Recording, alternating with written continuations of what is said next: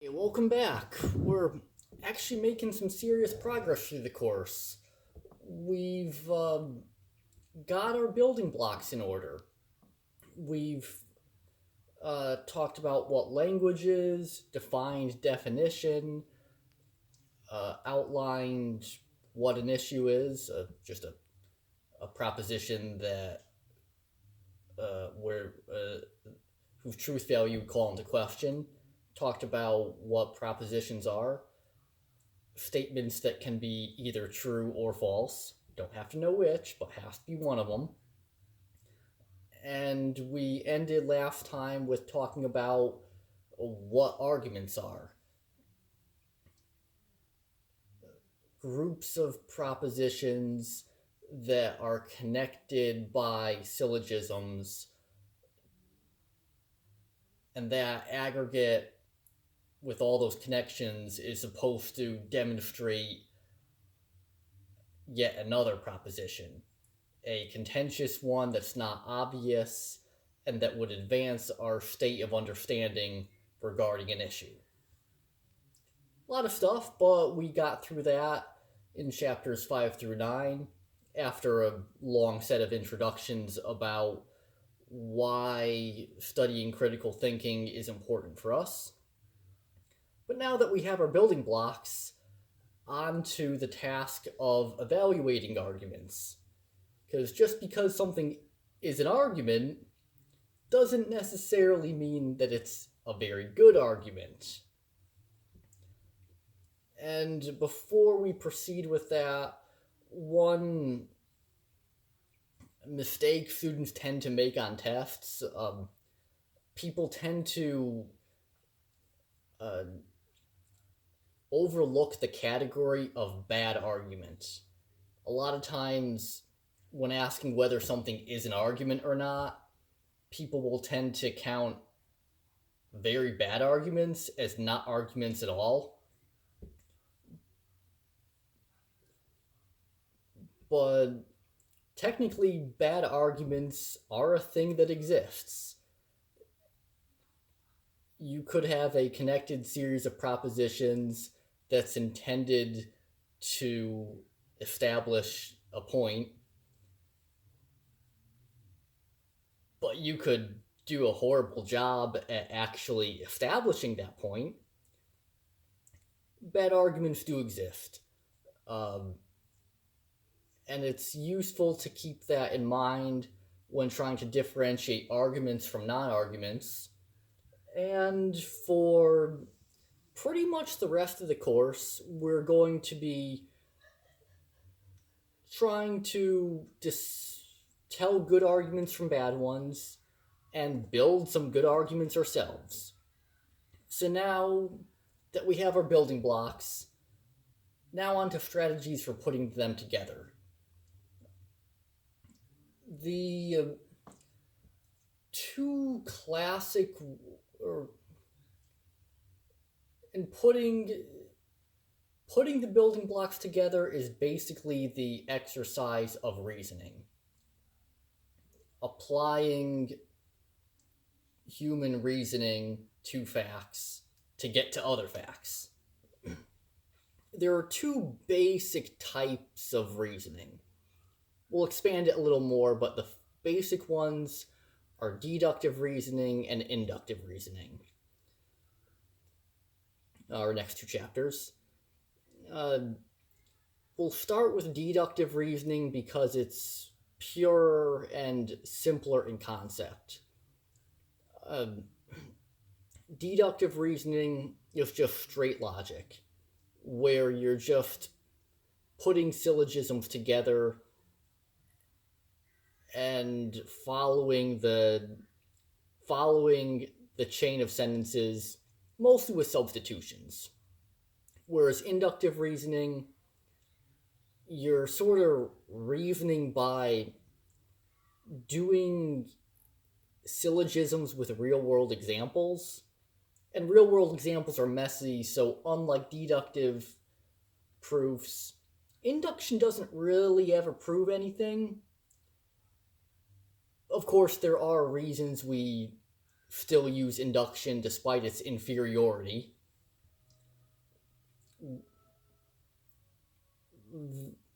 in real life, most of the propositions that we have to work with are matters of observation, matters of fact, imperfect inductive things. We wouldn't get all that far if we limited ourselves to deduction. And in modern times, induction has been helped by statistics and the emergence of science. So we'll talk about statistics and science as exponents of induction or inductive reasoning. No electrical induction here. We're not gonna get that crazy. But as you can see, inductive reasoning, it's floppier, and then we put some patches on it. Statistics and science. Whereas deductive reasoning is relatively pure. It's basically the realm of math or philosophy. And it really forms the basis of the other ones. Okay, so deductive reasoning. Deduction is the form of an argument where the conclusion is a logical corollary of the premises. Like almost circular reasoning. Not quite. The conclusion isn't clearly stated in the premises, but if you really look at the premises and think about them, they imply the conclusion. And deductive reasoning is all about finding those implications. And only finding true ones, not finding false implications, because that can happen a lot. Let's look at an example. All plants are living things, proposition 1, or premise 1. All trees are plants, premise 2. Conclusion proposition. All trees are living things.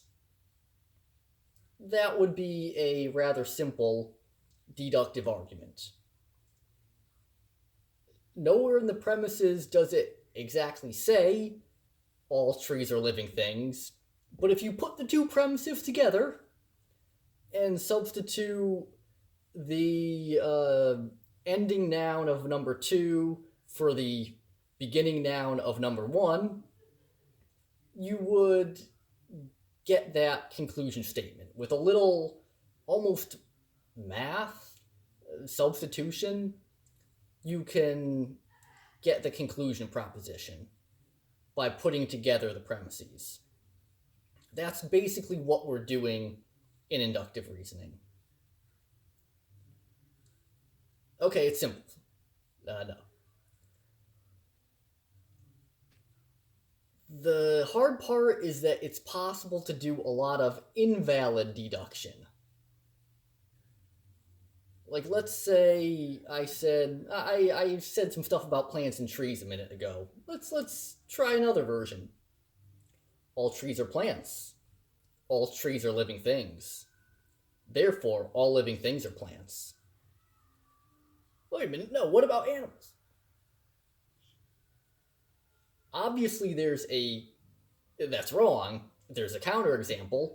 Animals, bacteria, lots of things are counterexamples to all living things are plants. But those sets of sentences sounded very similar. All plants are living things, all trees are plants, therefore all trees are living things, and all trees are plants, all trees are living things, therefore all living things are plants. Those two sound very similar. One of them works, one of them doesn't work.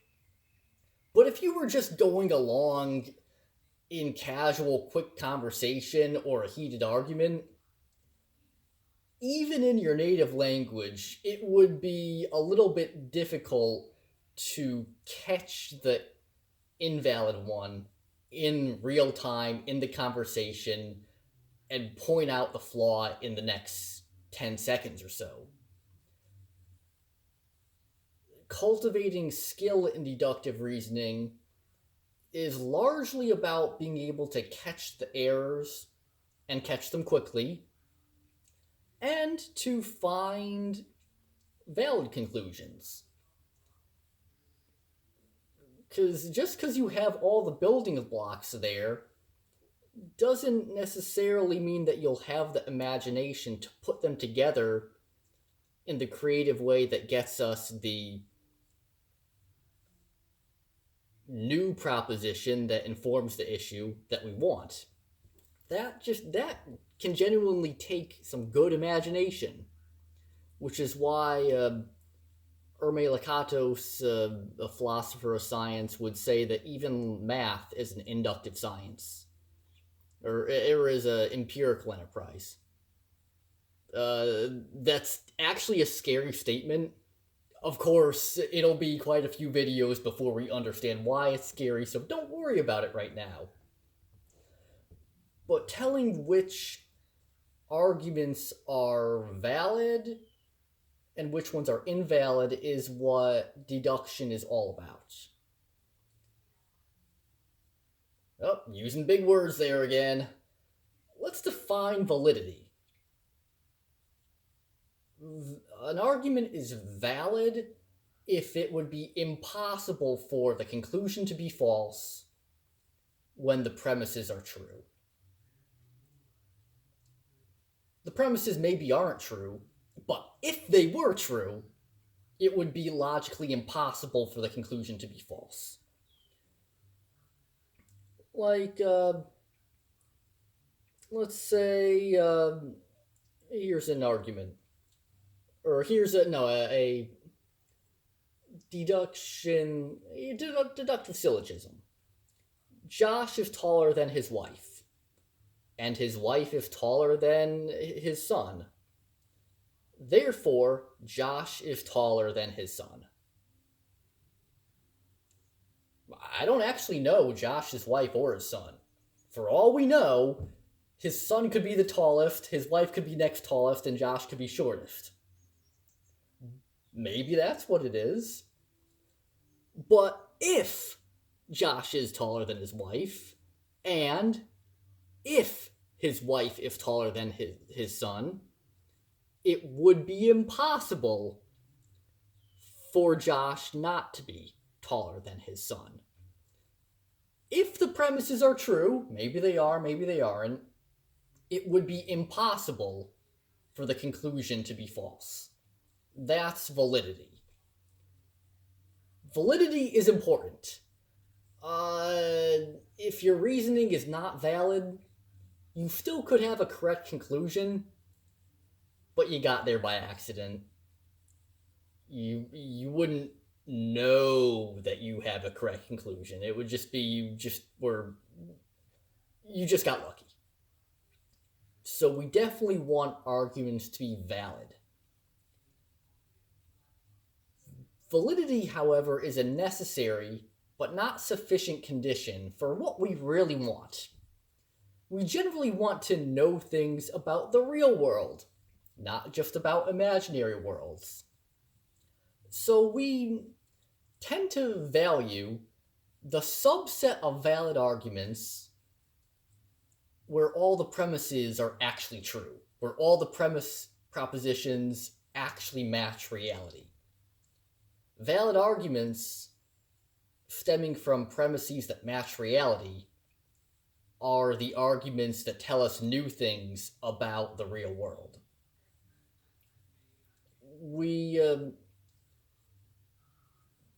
Since that is so important, we made up a special name for it. Validity plus the truth of the premises is called soundness. If an argument's got both, its structure is valid, and all the premises are true, we call that a sound argument. And sound arguments are what we really want. Okay, determining the factual truthness of premises, that's a matter of fact-checking. Do some research, do an experiment, experiments are complicated. Look it up, fact-checking is relatively simple. Determining validity is the harder part.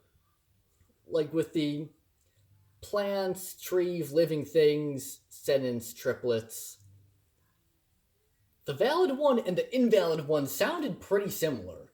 Like, even for me, I'd have to slow down and think about it a little bit. I could get it, but it would amount to a real slowdown in conversation, even in my native language. So, determining validity is sort of hard. So we might like to have some tools for it. Like, how should we go about determining validity? Luckily, a lot of the work's been done, but how do we even read that work?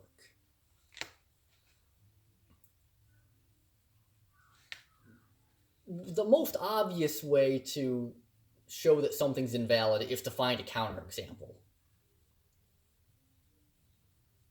Of course, we can't. Just because you can't find a counterexample doesn't prove that something's true. Yet again, it's hard. It'd be nice if we sort of had some systematic tools. Luckily, we do. When we're trying to determine the validity of a syllogism,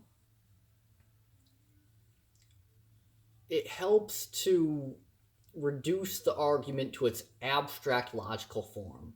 Go from the giant paragraph, blah, blah, blah, blah, blah, to the specific inferences that are important in that paragraph.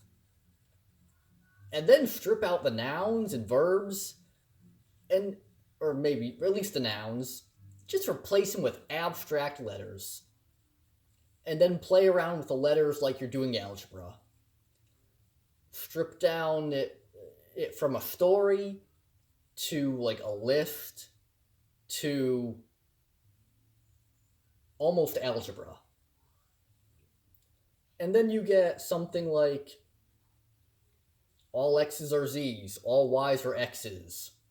Substitute x's for y's. Therefore, all y's are z's. And by substitution, you can check the validity of the abstract form of the argument. All the words and the other stuff that makes a normal conversational story, we call that the content. When you're trying to check a syllogism, it helps to focus on the form, which is easier if you write the argument down and start stripping out all the content until it's as simple as possible, just the form. Like, let's look at the invalid plants, trees, living things example. The form of that was all x's are y's. Okay, probably true. All x's are z's.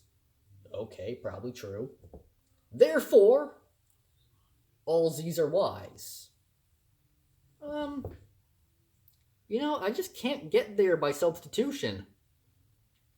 I got two facts about what x's are, but I don't see anything regarding a relationship between y's and z's.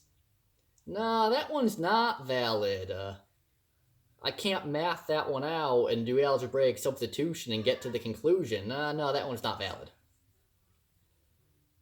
Of course, that's how you would verify a syllogism. That's hard, though. Math is hard. Algebra can be hard, and then it gets really hard. Luckily, people have been working on that stuff since literally the days of Aristotle. Well over 2,000 years.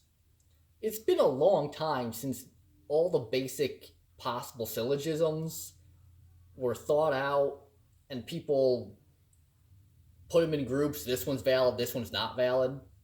So if you really had something reduced to its logical form with all the letters, you could just pull out a serious logic textbook and look up which ones are valid or not.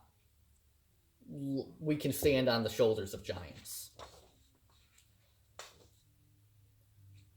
Of course, pulling out the syllogism textbook and trying to match syllogisms might be a little inconvenient in the course of conversation, and really what we're concerned with is verbal logic, being able to argue better.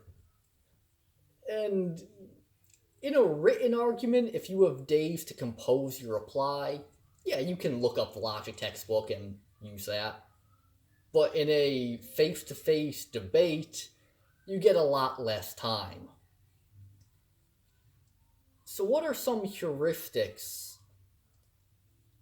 Not solid proofs, but convenient, sometimes workable tools to show that a syllogism is invalid.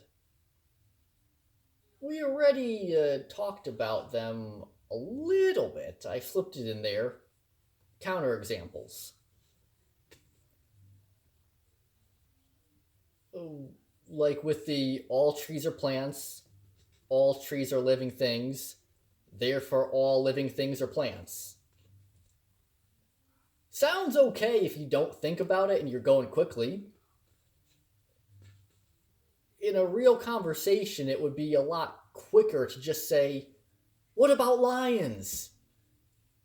Lions are alive, and they're animals, and animals aren't plants. Yeah, what about animals? All living things are not plants.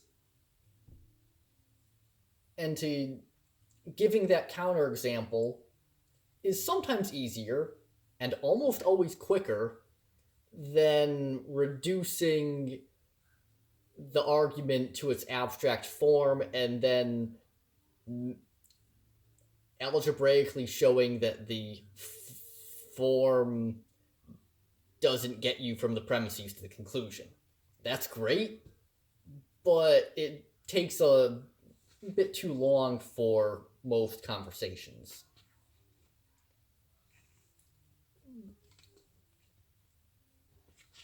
But it's good to know all the tools that we can have.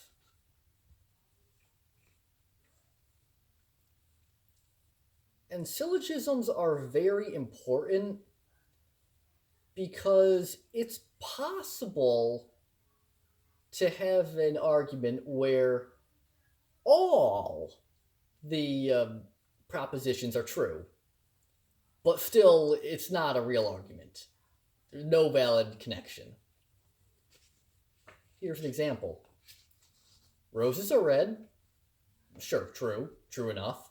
Violets are blue. True enough. Therefore, 20 plus 2 is 22. Yes, 20 plus 2 is 22. So, true premise, true conclusion. However, there's no connection between the colors of those two flowers and arithmetic. Were the colors of the flowers different, that wouldn't affect what 20 plus 2 equals.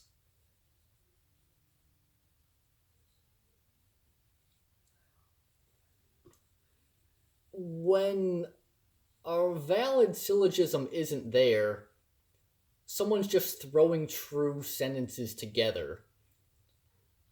And the real danger in that is that it can lull an audience into a false sense of security.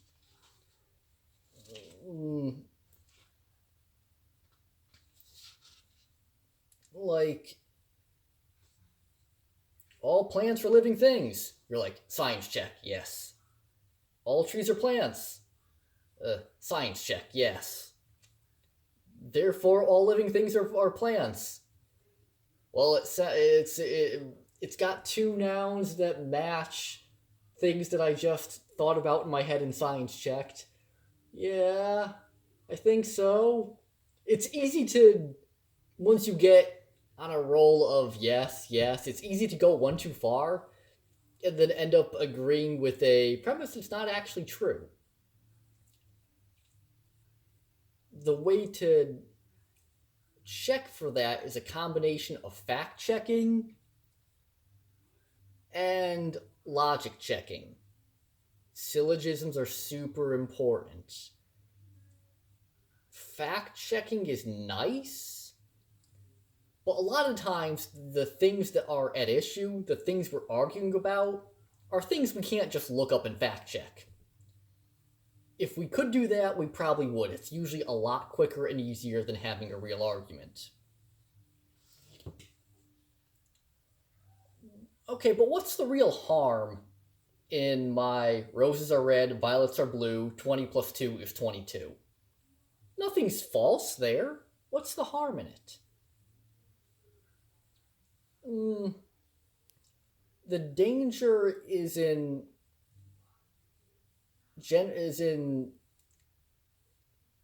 generating trust and then making more further conclusions based off of that. It's right just by luck.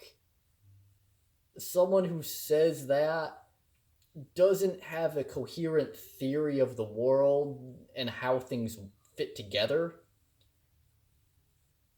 They just got lucky and said a few true sentences. It doesn't tell us that they have a comprehensive understanding of a subject. And the people who have a comprehensive understanding of a subject are the people we want to trust.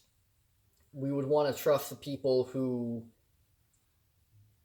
have valid syllogisms to go with their correct facts. So to deal with deductive logic fruitfully, you need to check facts and check the logic that connects the facts. Don't forget that one. And it's easy to forget syllogisms because the propositions, the facts, they're lines on the page, they're sentences. Inferences and syllogisms aren't really written anywhere usually. They're usually just the implied connections between statements.